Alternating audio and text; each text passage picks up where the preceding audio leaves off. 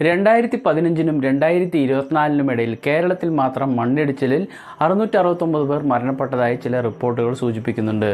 ഇതുകൂടാതെ പ്രളയം, വെള്ളപ്പൊക്കം എന്നിങ്ങനെ പ്രകൃതി ദുരന്തങ്ങൾ പതിവായിക്കൊണ്ടിരിക്കുകയാണ് നമ്മുടെ ഈ കേരളത്തിൽ. ഇന്നിപ്പോൾ വീണ്ടും ഒരു പ്രകൃതി ദുരന്തത്തിന് കേരളം സാക്ഷിയായിരിക്കുകയാണ്. വയനാട്ടിലെ ഞെട്ടിക്കുന്ന ആ മഹാദുരന്തം. അതിൻ്റെ നെട്ടിൽ നിന്ന് കേരള ജനത കരകയറാൻ തുടങ്ങുമ്പോൾ അറിയേണ്ട ഒരു കാര്യമുണ്ട്. 13 വർഷങ്ങൾക്ക് മുമ്പ് തന്നെ പരിസ്ഥിതി നേരിടാൻ പോകുന്ന ദുരന്തങ്ങളെക്കുറിച്ച് എഴുതിയ മാധവ് ഗാഡ്ഗിലിനെ കുറിച്ച്, അദ്ദേഹത്തിൻ്റെ റിപ്പോർട്ടിനെ കുറിച്ച്.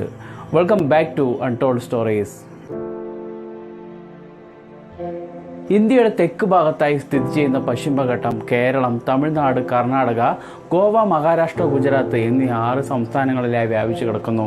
അതായത് മഹാരാഷ്ട്രയിലെ താപ്തി നദിയുടെ തീരത്തു നിന്ന് തെക്ക് കന്യാകുമാരി വരെയാണ് പശ്ചിമഘട്ടത്തിലെ സ്ഥാനമെന്ന് പറയുന്നത്. ഈ പശ്ചിമഘട്ടത്തിൽ 25 കോടി ജനങ്ങൾക്ക് ഉപകാരപ്രദമാകുന്ന പ്രകൃതി വിഭവങ്ങളും പലതരത്തിലുള്ള സസ്യജന്തുക്കളുടെ താമസ സ്ഥലം കൂടിയാണ്. അത്തരമൊരു സോഴ്സിനെ സംരക്ഷിക്കണം എന്നൊരു ഉദ്ദേശത്തോടു കൂടി 2019 രൂപം കൊണ്ട സമിതിയാണ് പശ്ചിമഘട്ട പരിസ്ഥിതി വിദഗ്ധ സമിതി, അതായത് VGEEP. ഇതിന്റെ അധ്യക്ഷൻ മാധവ് ഗാഡ്ഗിൽ ആയതുകൊണ്ട് ഗാഡ്ഗിൽ കമ്മിറ്റി റിപ്പോർട്ട് എന്നും ഇത് അറിയപ്പെടുന്നുണ്ട്. ആ സമിതി ഒരു വർഷത്തെ വിദഗ്ധമായ പഠനത്തിന് ശേഷം 2011 പരിസ്ഥിതി മന്ത്രാലയത്തിന് റിപ്പോർട്ട് നൽകുകയാണ്. പക്ഷെ ആ റിപ്പോർട്ട് ഗവൺമെന്റ് പ്രസിദ്ധീകരിക്കാൻ തയ്യാറല്ലായിരുന്നു. എന്തിന്, ആ സമിതി ശേഖരിച്ച റിപ്പോർട്ടുകൾ അടങ്ങിയ വെബ്സൈറ്റ് പോലും നീക്കം ചെയ്തു.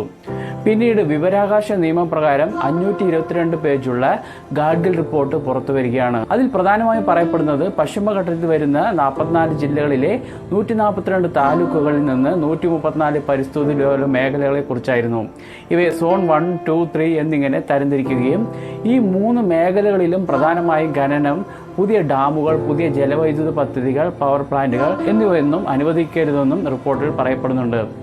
ഇതുമാത്രമല്ല, കേരളത്തിൽ സംരക്ഷിക്കപ്പെടേണ്ട പരിസ്ഥിതി ലോല പ്രദേശങ്ങളും നിർദ്ദേശിച്ചിട്ടുണ്ട്. 1 മണ്ടക്കൽ പനത്തടി, 2 പൈതൽ മല, 3 ബ്രഹ്മഗിരി തിരുനെല്ലി, 4 പരിസ്ഥിതി പ്രാധാന്യമുള്ള വയനാടിന്റെ ചില ഭാഗങ്ങൾ, 5 കുറ്റ്യാടി പെരിയ കൽപ്പറ്റ, 6 നിലമ്പൂർ മേപ്പാടി.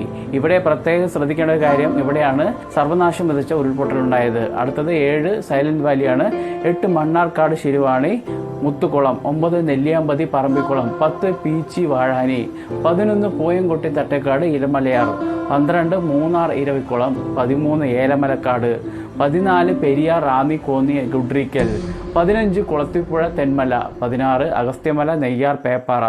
ഇവയെല്ലാം പരിസ്ഥിതി ലോല പ്രദേശങ്ങളായി അറിയപ്പെടുന്നുണ്ട്. എന്നാൽ ഈ റിപ്പോർട്ടിനെതിരെ അന്നത്തെ ഭരണ പ്രതിപക്ഷ പാർട്ടികൾ രംഗത്ത് വരികയാണ്, സമരങ്ങൾ നടത്തുന്നു, സമരം കടുക്കുകയാണ്. അതോടെ പശ്ചിമഘട്ടത്തിലെ 6 സംസ്ഥാനങ്ങളും ഗാഡ്ഗിൽ റിപ്പോർട്ടിനെ തള്ളി എന്ന് തന്നെ പറയാം. അങ്ങനെയാണ് കസ്തൂരി രംഗൻ റിപ്പോർട്ട് വരുന്നത്. ആ റിപ്പോർട്ടിൽ ചില ഇളവുകൾ ഉണ്ടെങ്കിലും ചില കാര്യങ്ങളിൽ ഗാഡ്ഗിൽ റിപ്പോർട്ടിനെ കസ്തൂരി രംഗൻ റിപ്പോർട്ട് അനുകൂലിച്ചിരുന്നു. അതുകൊണ്ട് തന്നെ ആവണം ഗാഡ്ഗിൽ, കസ്തൂരി രംഗൻ റിപ്പോർട്ടുകൾ വിവാദങ്ങൾക്കും ചർച്ചകൾക്കും വഴിവെക്കുന്നതും.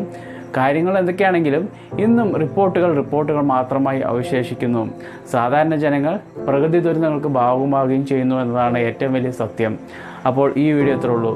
നിങ്ങൾക്ക് എന്താണ് ഗാഡ്ഗിൽ റിപ്പോർട്ടിനെ കുറിച്ച് പറയാനുള്ളത്? താഴെ കമൻറ്റ് ചെയ്യുക.